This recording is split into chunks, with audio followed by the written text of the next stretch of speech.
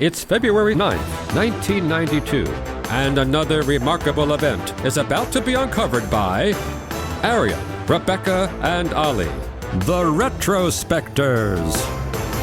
So, today in history in 1992, the man named Most Valuable Player at the 42nd NBA All-Star Game in Orlando, Florida, was Magic Johnson, an achievement that would be unremarkable given that Johnson was one of America's most bankable basketball players who'd appeared in 10 All-Star games previously, were it not for the fact that this was his on-court comeback, having just 3 months earlier retired because he'd contracted HIV.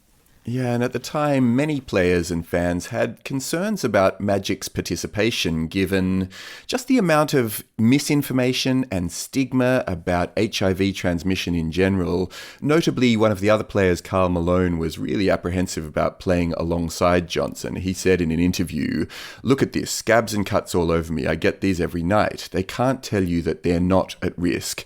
And you can't tell me that there's not one guy in the NBA who hasn't thought about it." But even so, there were other players like Michael Jordan, for instance, who welcomed his participation. So there was this real sort of push-pull in the air. And when he showed up on the night, actually, the mood was kind of surprisingly celebratory. Yeah, I mean, some players had been very straight up about their anxieties. A player speaking to the Chicago Bulls coach Phil Jackson, who was coaching the Eastern team in the All-Stars game, he said outright, "I don't want to guard him." That's what they were scared about, getting too close, because there was still a lot of misinformation. I mean, by this time, What about like spit in the air and sweat and stuff like that? Yeah, we're in 1992 at this point. There is more understanding of how HIV is transmitted, but there are still a lot of lingering prejudices. And also the other thing as well is that even players who loved Johnson and wanted to see him back in the game, they were worried about whether he could take physically the stress and strain of returning to sports. Because the other thing to remember is that antiretroviral drugs weren't approved for use until 1987. So in 1992, there was no such thing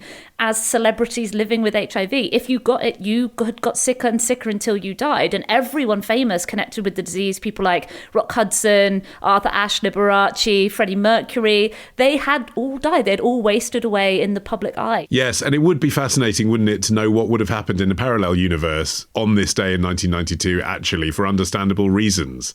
Having contracted HIV, Magic Johnson took to the court and was crap. What would it have done to all of the representation that people said he was giving people with HIV? Fortunately, not only was he not crap, he played for 29 minutes, he scored 25 points, made 9 assists, and won. His team, the West, beat the East 153 to 113. And there were lots of big moments, a standing ovation from the crowd, and also this moment where his great rival, Isaiah Thomas, kissed him at the beginning.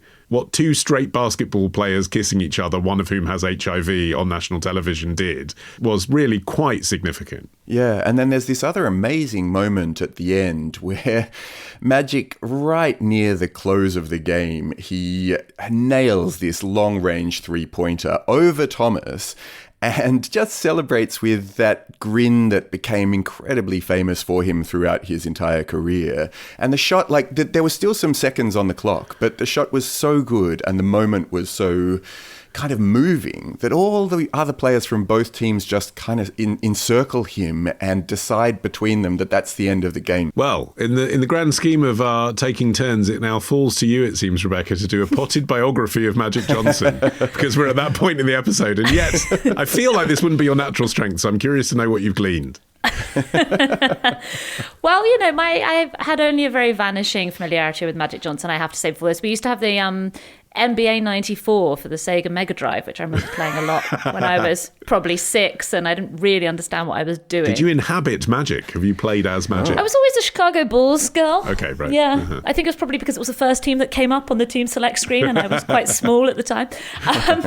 So yeah, I mean, I did have to learn about Magic Johnson pretty much from the beginning. I did learn this, though, that he was raised in a hard-working, basketball-mad, blue-collar family in Lansing, Michigan, and he was given the nickname Magic not by his teammates in the NBA, but at the age of 15, known by a local newspaper sports reporter. That's how good he was at school. His mother, who was a Seventh-day Adventist, hated that nickname. She thought it was sacrilegious. He was the star of the Michigan State University team, and in the 1979 NBA draft, he was the LA Lakers' first pick, and he would remain there for the next 12 years. 5 of them, he would be part of a championship-winning team. And the main contribution that he gave to the game was beyond his sheer point-scoring abilities.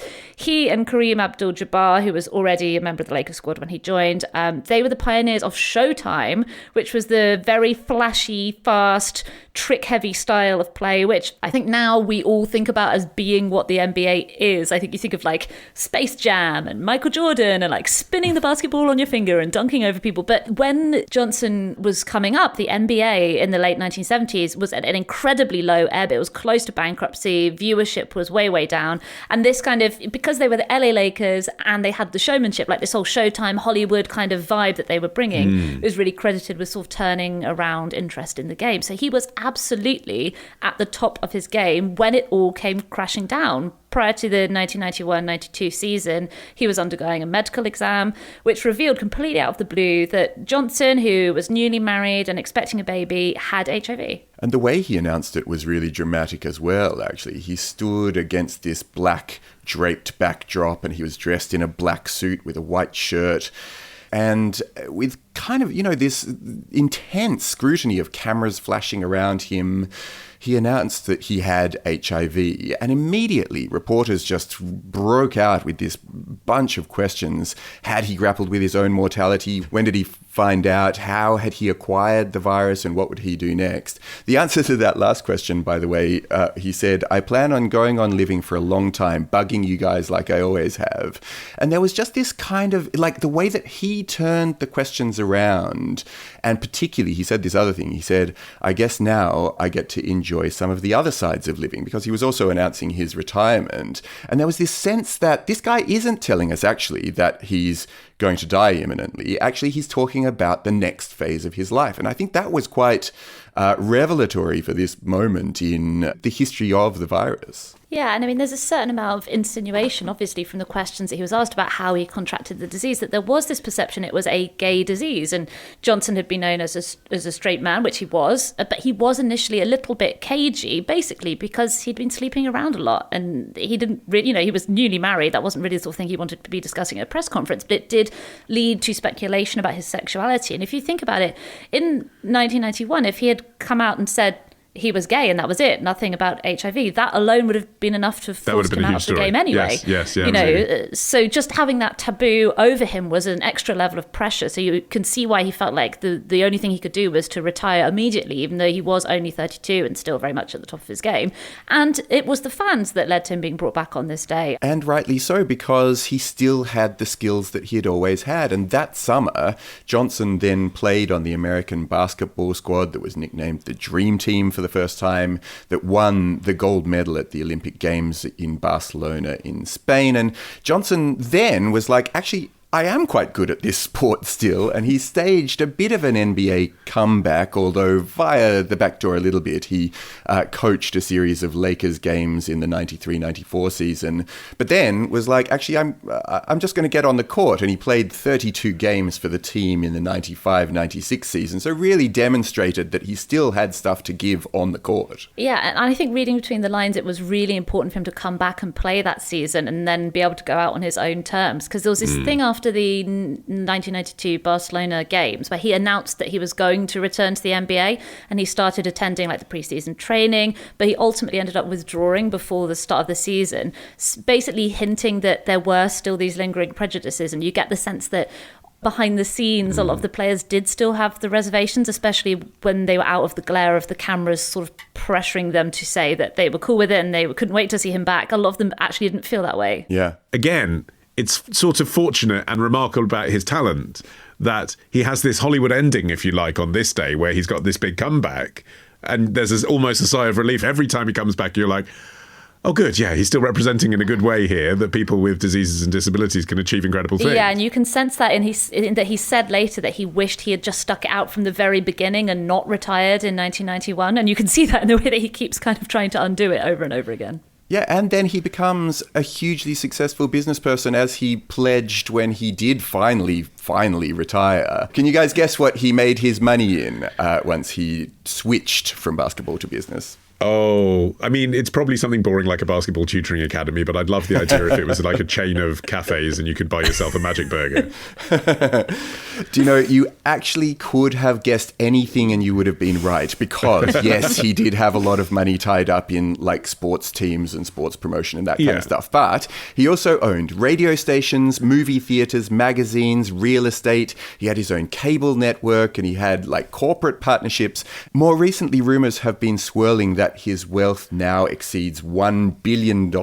Yeah, and in addition to being stonkingly rich, he's also stonkingly decorated. Joe Biden awarded him the Presidential Medal of Honor, which is the highest civilian award you can be given in the United States. Does it annoy you, Arion, that someone else who was tall did better than you? Now, This episode first aired last year exclusively to members of Club Retrospectors. Join today and unlock a new episode this Sunday. Patreon.com/retrospectors